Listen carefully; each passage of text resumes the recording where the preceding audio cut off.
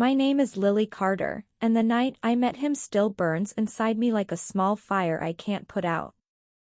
I remember the cold air on my face, the noise of New York City around me, and the feeling that my life was falling apart.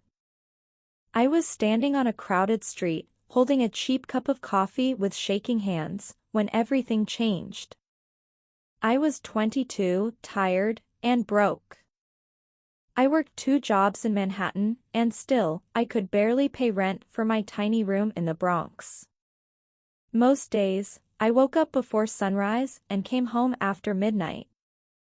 I felt small in the big city, like I was always one mistake away from losing everything. But I tried to stay hopeful. I told myself things would get better someday. I just didn't know when. That night, I walked out of the diner where I worked. My feet hurt, and my apron still smelled like fries. I felt lonely, even though the streets were full of people. I looked up at the tall buildings and wondered what life felt like at the top. What kind of people lived up there? What did they think about? Did they ever feel scared like me? While I waited for the bus, a black car pulled up to the curb. At first, I ignored it. Expensive cars didn't stop for girls like me. But then a man stepped out and looked right at me. His eyes were calm, warm, and curious, like he saw something he recognized. "Are you okay?" he asked. His voice was deep and gentle. I didn't know why, but I felt my chest tighten. Nobody asked me that. Not really. "I'm fine," I said, even though I wasn't. He smiled a little. "You don't look fine." I should have walked away. A rich guy talking to a poor girl at midnight? It felt like trouble. But something about him felt safe. So we talked. I told him my name. He told me his Ethan Walker. He lived on the Upper East Side. He worked in finance. His life sounded like a world I would never touch. Still, he stayed there with me, on a dark bus stop bench, like he had nowhere else he needed to be. After that night, he started visiting the diner. He always sat in my section. He ordered simple things, like black coffee or a slice of pie, even though he could afford anything. He asked me questions and actually listened to my answers. He laughed at my jokes. He told me stories about his childhood in Boston and about how money didn't erase loneliness. Sometimes, when I was tired, he would say, "Lily, sit for a minute," and I would. Just a minute. Just long enough to breathe. I didn't realize it then, but those moments were changing me. I fell for him slowly, like snow melting in spring. Quiet and soft. One night, as I closed the diner, he was waiting outside. His hands were in his pockets, and he looked almost nervous.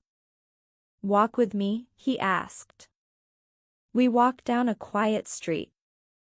The city lights reflected in the puddles. I could hear my heart beat louder than the traffic. When he reached for my hand, I didn't pull away. It felt warm. It felt right. But deep inside me, a small voice whispered, "This is dangerous."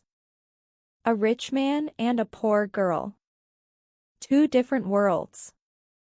People would talk. People would judge. But when he looked at me, none of that mattered. For a few weeks, it felt like a dream. We ate cheap pizza under streetlights. We rode the subway together. We sat in parks and watched people rush by. He told me he liked how grounded I was. I told him I liked how he made me feel seen. I thought maybe, just maybe, we could make it. Then came the twist that broke everything. One evening, Ethan invited me to a formal event. A charity dinner full of wealthy people in a hotel near Central Park. I didn't belong there, but he held my hand like I did. At first, I tried to smile. But I heard the whispers. Who is she? She's not his usual type. She looks ordinary. Those words hit me like stones. Then I saw a woman walk up to Ethan. She was tall, elegant, and dressed like she belonged on magazine covers. Ethan, she said softly. You didn't tell me you were seeing someone.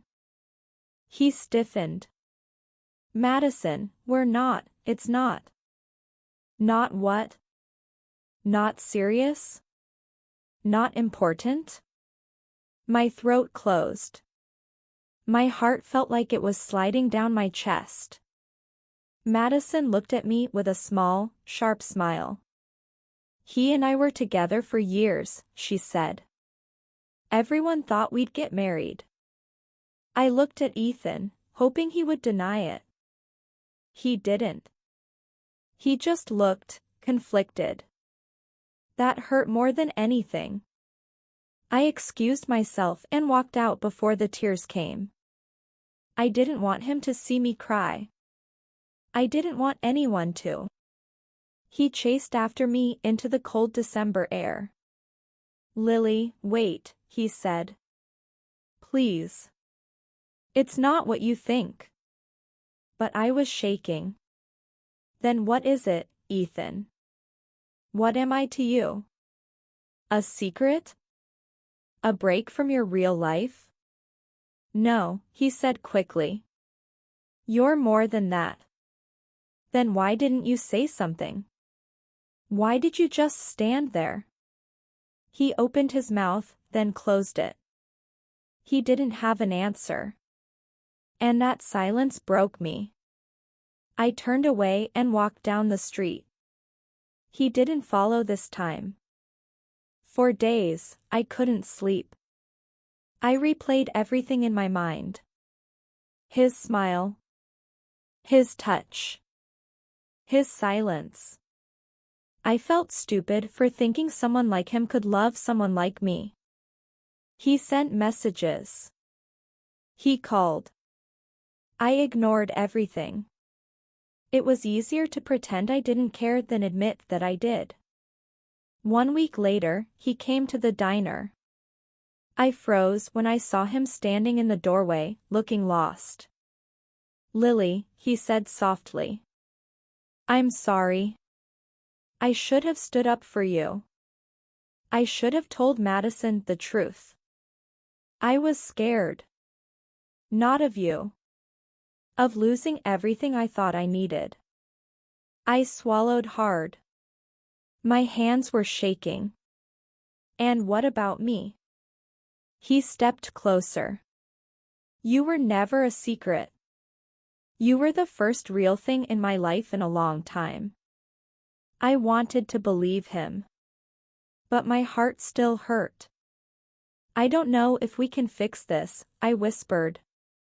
Then let me try, he said. Even if it takes time. We stood there in silence. The world around us felt soft and slow. I didn't know how our story would end. Maybe we would heal. Maybe we wouldn't. But I felt something calm inside me, like life was bigger than one painful moment. I finally nodded. Okay, I said. One step at a time. He smiled, small and hopeful. And in that moment, I learned something important. Love is fragile. People make mistakes. But healing starts when we face the truth with open hearts. And sometimes, even forbidden love deserves a chance to grow.